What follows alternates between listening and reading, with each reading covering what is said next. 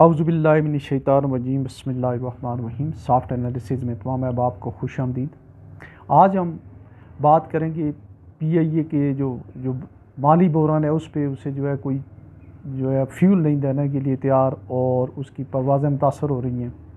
और इसके अलावा जो है पीआईए की प्राइवेटाइजेशन उसको यहाँ तक किसने पहुँचाया और जो माजी में प्राइवेटाइजेशन हुई है उसमें क्या बंदरबांट हुई है, और एक मुख्तसर जो है इसका इजमाली खाका जो है मैं पेश करूँगा। बाद में पीआईए के वो इन हालात तक पहुँचने के ऊपर एक डेडिकेटेड इंशाल्लाह प्रोग्राम भी करेंगे।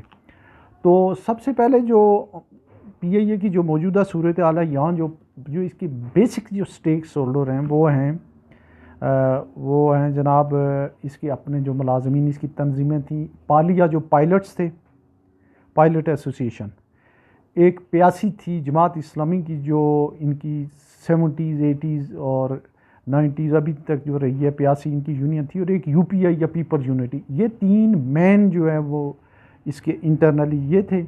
फिर पीआईए की मैनेजमेंट और इसके अलावा हुकूमत वक्त सारी की सारी, फिर इदारे जो बड़े इदारे और बड़े आला अफसरान, और ज़िया-उल-हक के ज़माने में चिट्ठी टेलीफोन के ऊपर जो है वो भर्तियाँ होती थी। सियासी जो जमातें हैं वो भी इसी तरीके से, बल्कि पीपल्स पार्टी ने भी भर्ती की, और सरताज अजीज़ साहब की बेटी ने किसी ऐसे उसमें मास्टर किया हुआ था जिसकी कोई ज़रूरत ही नहीं थी पीआईए में, लेकिन स्पेशली बोर्ड ऑफ डायरेक्टर ने उनके लिए, उनकी बेटी के लिए वो पोस्ट क्रिएट की थी ताकि वो पीआईए के एम्प्लॉई हो सके, ऑफिसर हो सके। तो ये उसकी सूरत हाल रही। आजकल जो है पीआईए का, ना पीआईए वालों को पता है कि उनके ऊपर कितना कर्जा है, और ना पीआईए वालों को ये पता है, ना किसी को नहीं पता है कि उनके ऊपर जो है वो नुकसानात कितने कर चुके हैं। जो पहले क्वार्टर में 38 अरब का नुकसान किया है पीआईए ने। पीआईए के कर्जे उसके एसेट से कई गुना ज़्यादा हैं। पीआईए नुकसानात अपने एसेट से कई गुना ज़्यादा कर चुका है। कोई इसकी जो है वो शुमार में नहीं है कि उसके कितने जो है नुकसानात हुए हैं।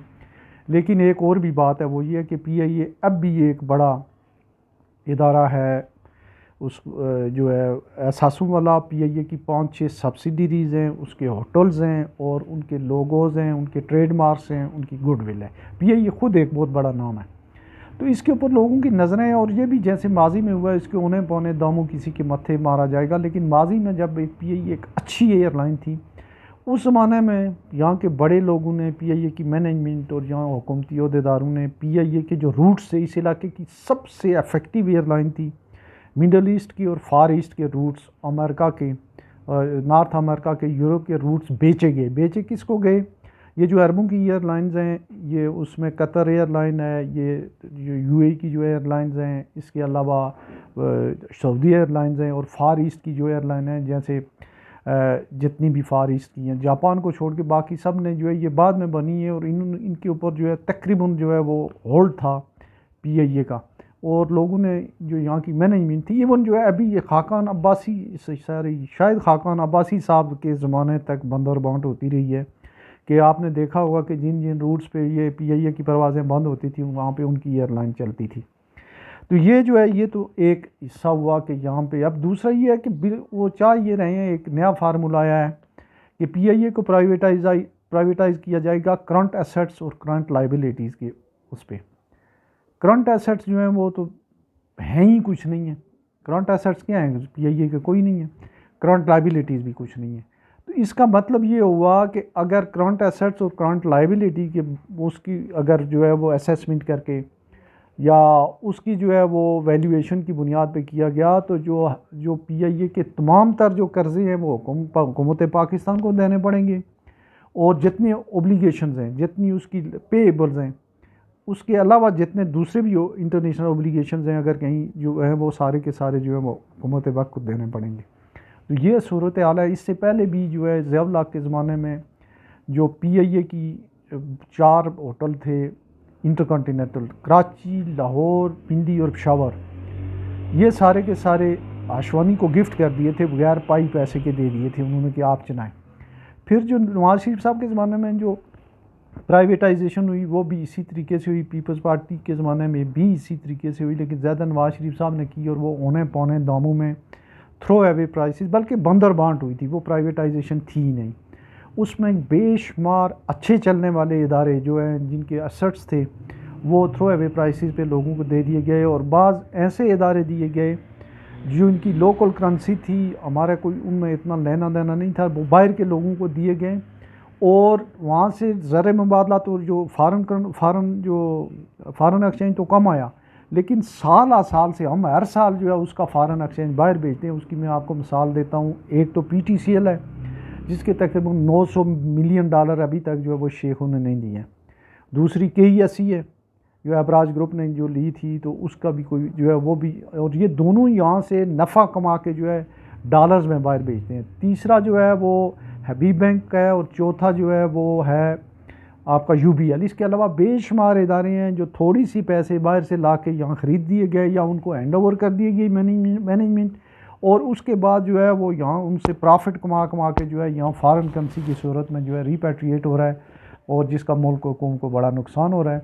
तो हम तवक्को कर रहे हैं कि जिस किसी को भी ये इदारे दिए जाएँ, ख्वाह वो PIE हो, ख्वाह वो जो OGDC हो, OGDCL हो, OGDC, उसके अलावा PPL है, ये वो इदारे हैं जिनके बेशुमार जो है वो इनके पास एसेट्स हैं। स्टील मिल की जो है उसके पास कई मरबा मील ज़मीन है, 40-50 मरबा मील ज़मीन है, खरबों रुपए की ज़मीन है, लेकिन ये उनके एसेट्स को अकाउंट फार, जो फिक्स एसेट्स हैं, जो कहने का मतलब है उनको कोई अकाउंट फार नहीं करना जा रहा है, बल्कि उनके करंट एसेट्स जो है, करंट एसेट्स के बेस पे जो है ये ऑफलोड करके तो लोग अपना कमीशन बनाने के चक्कर में, और ये मुशर्रफ के दौर में ये हुआ था कि सारी जो शौकत अजीज़ वगैरह जो है वो औने पौने देमू, अगर ये कुछ अच्छे लोग नहीं होते स्टील मिल की मैनेजमेंट में, तो वो उसको जो है उसकी सेल्स कर गए थे।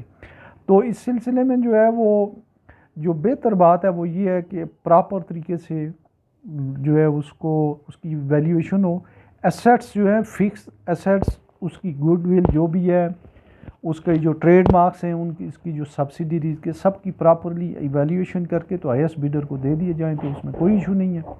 अदरवाइज़ जो है वो अगर किसी फॉरेन को देते हैं, या जैसे हम सुन रहे हैं कि नून लीग के कोई हैं वो इसको ख़रीदने वाले हैं या इनके कोई स्पॉन्सर्ड बंदे हैं, तो उसके बाद जो है कोई देखता नहीं है, प्राइवेटाइजेशन कमीशन वाली भी नहीं देख रहे होते हैं कि किस तरीके से जो है वो और कितने अरसे में वो हमें पेमेंट कर रहे हैं।